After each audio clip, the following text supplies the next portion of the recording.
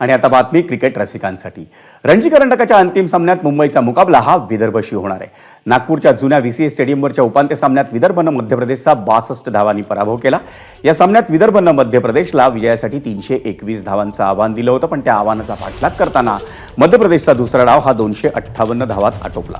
विदर्भकडून यश ठाकूर आणि अक्षय वाखरेनं प्रत्येकी 3 तर आदित्य सरवटे आणि आदित्य ठाकरेनं प्रत्येकी 2 फलंदाजांना माघारी धाडलं।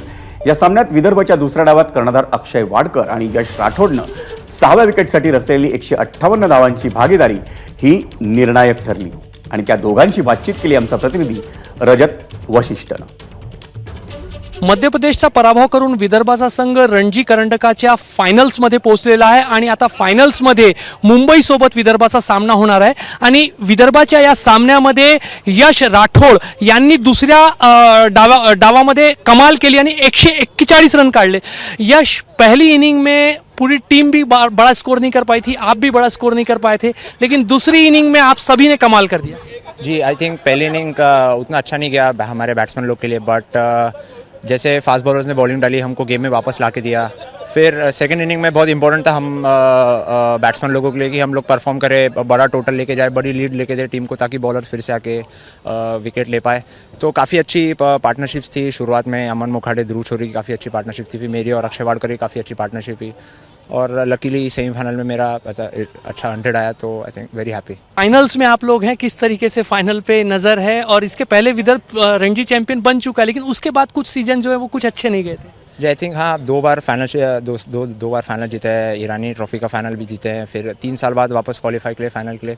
नथिंग ऐसा कुछ डिफरेंट नहीं रहने वाला है। जैसा हमने अभी तक 9 गेम्स खेले हैं, वैसे हमको सेम अप्रोच से आगे खेलने जाना है। ऐसा कुछ स्पेशल नहीं करने का प्लान है, बस प्रोसेस पे ध्यान देंगे। जो हमने अभी तक किया वो सेम चीज़ वापस करने की कोशिश करेंगे। मुंबई एक बड़ी टीम है, रणजी में आज तक सबसे ज़्यादा बार जीती हुई टीम है, इंटरनेशनल प्लेयर्स भी उनके पास है, कुछ खास तैयारी करेंगे? खास तैयारी तो नहीं, देखो वो जीते हैं, नो डाउट अच्छी टीम है, बस अच्छा फाइट करना पड़ेगा उन लोगों के साथ, और वो गिवन डे पे जो अच्छा बेहतर क्रिकेट खेलेगा वो टीम जीतेगी।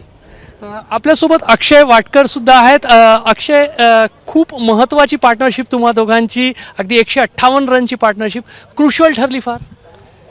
हो, ते ॲक्च्युली मॅच टर्निंग पार्टनरशिप ठरली ती, कारण की आम्हाला माहिती होतं की आमच्या मागे कोणी खेळणारं नाही आहे किंवा ते एवढे केपेबल नाही आहे, बॉलर्स लोक आहे सगळे, तर आम्ही खूप कॉशियसली खेळत होतो। ती जी पार्टनरशिप होती, ती जी वेळ होती आणि ते पण थोडे थकले होते, तर आमचं तेच प्लॅन होतं।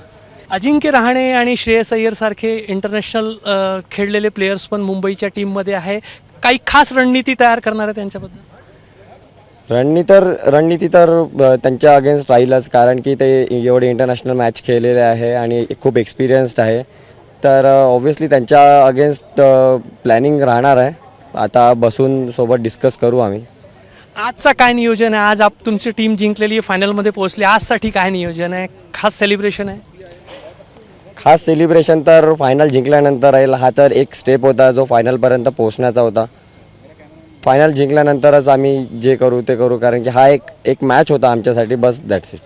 तर सेलिब्रेशनचा दिवस आहे, मात्र खास सेलिब्रेशन जो आहे तो फायनल जिंकल्यानंतर केला जाईल आणि मुंबईसोबतचा सामना जो आहे तो चुरशीचा होईल आणि तो सामना जिंकण्यासाठी पूर्ण प्रयत्न विदर्भाचा संघ करणार आहे। कॅमेरामॅन अतुल हिरडेसह रजत वशिष्ठ, ABP माझा, नागपूर।